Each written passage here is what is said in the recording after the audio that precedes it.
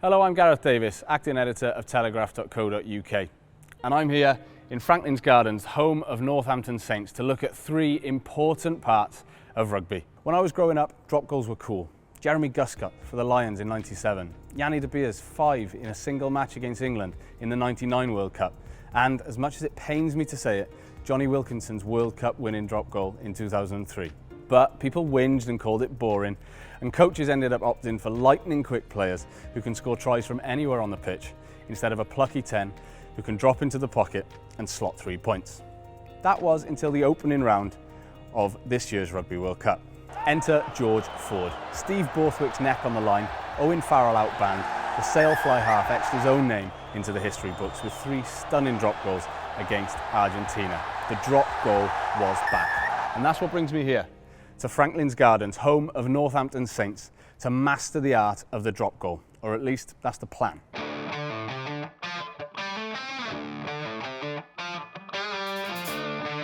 Finn, drop goal's a massive talking point at the minute. How much emphasis are you putting on it in training? Is it something you practice?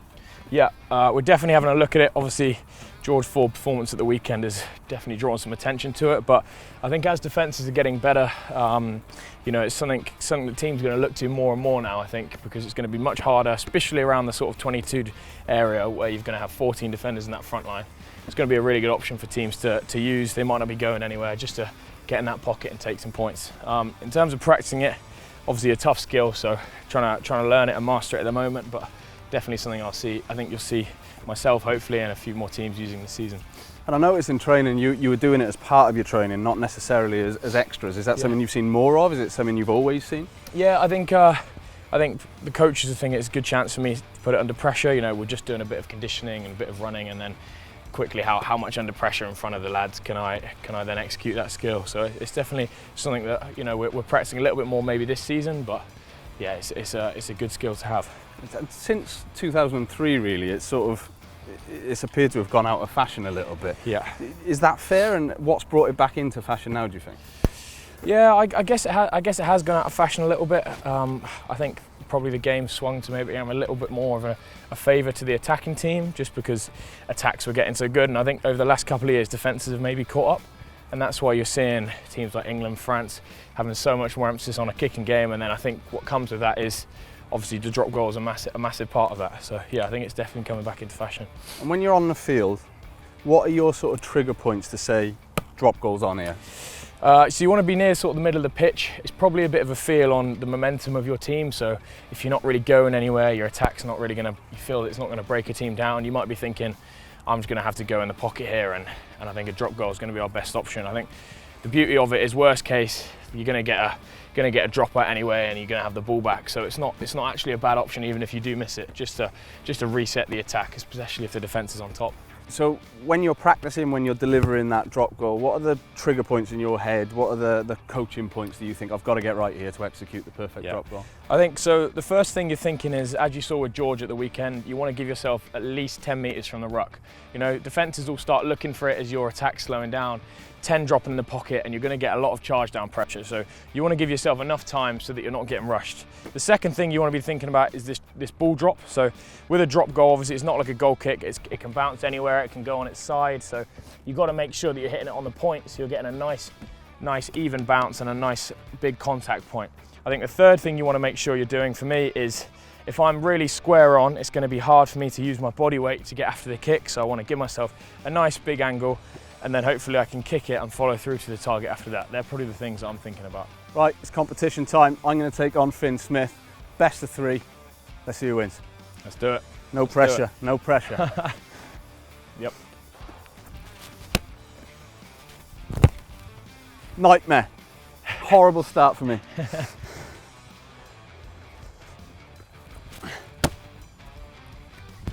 Oh, get over.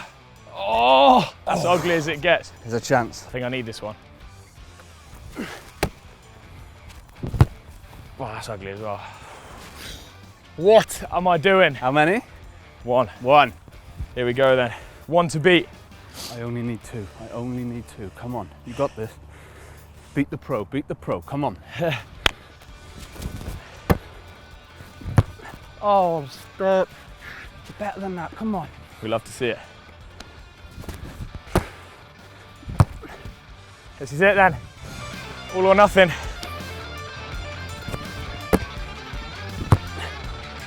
Get in! Oh! None from 3. And that, I think, there is the example of why not loads of teams are using it yet, because it's a flipping hard kick to do. Congratulations. Well done, mate. So as we've seen, the drop goal, not as easy as it looks. Even top fly halves can't nail it every time, which just goes to show how impressive those 3 drop goals from George Ford were against Argentina. But now that I've spent the afternoon with a pro, here's how it's done.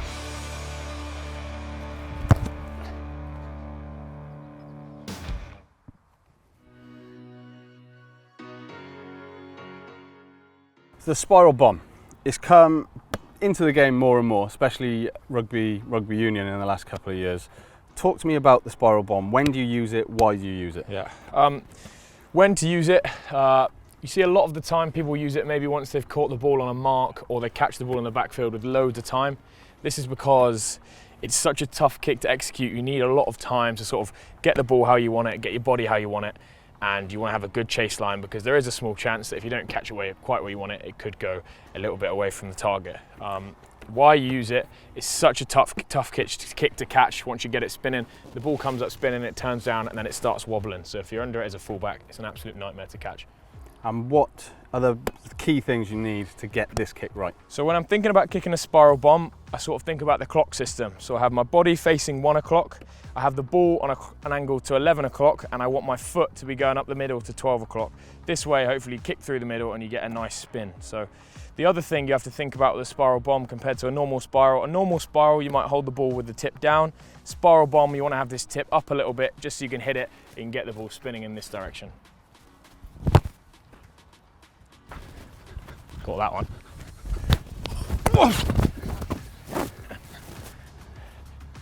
That was horrible.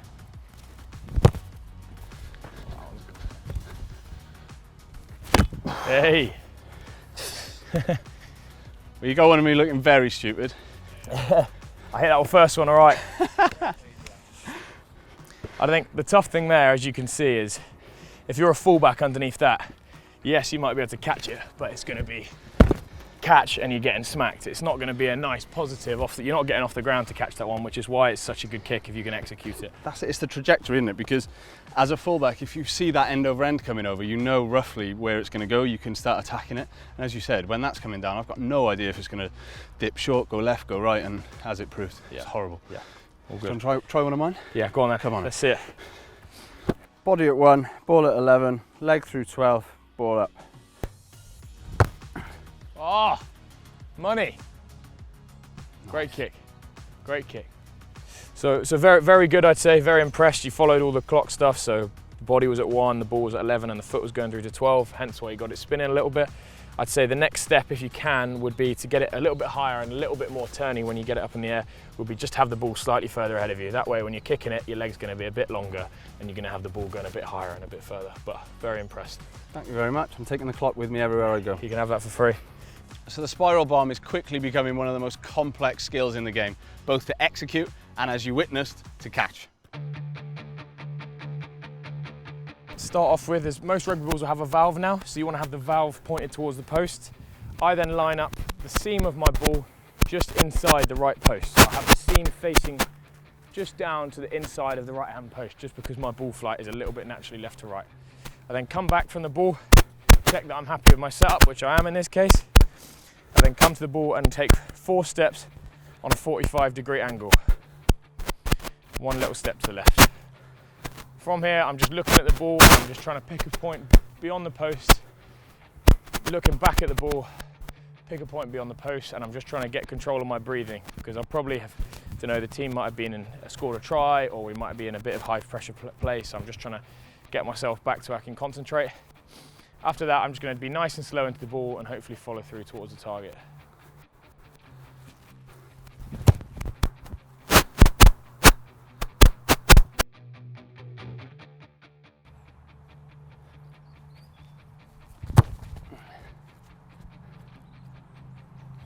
I think your setup's very good.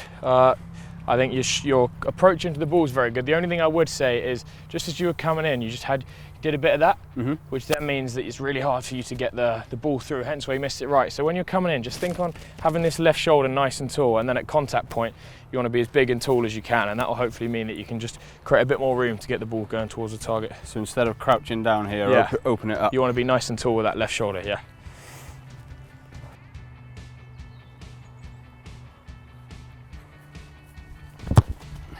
Lovely, great kick.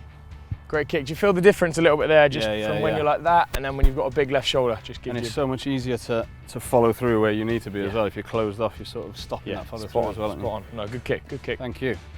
Right, it's competition time. I'm going to take on Fin Smith. 3 kicks each. Whoever gets the most wins. Let's go. Get over, mate. Lovely. Great kick. 1-0. 1-0.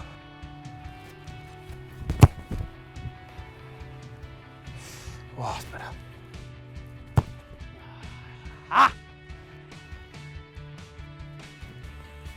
It's one apiece.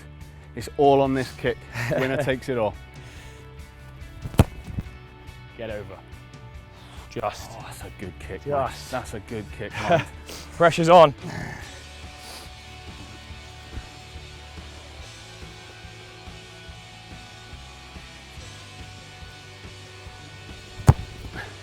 Slotted it. Get through. We'll take a draw, shall we? Yeah, we'll take I'm happy with a draw. Take a draw and get out of here. Thank you very much for that. I really appreciate it. No problem at all. Well done, mate. Thank you. Cheers. Goal kicking has always been an important part of rugby, and it will continue to be an important part of rugby forever. It's a skill I've been doing for 25 years, and I thought my technique was sound, but spending an afternoon here with a pro, just one little tweak is amazing how much difference that can make.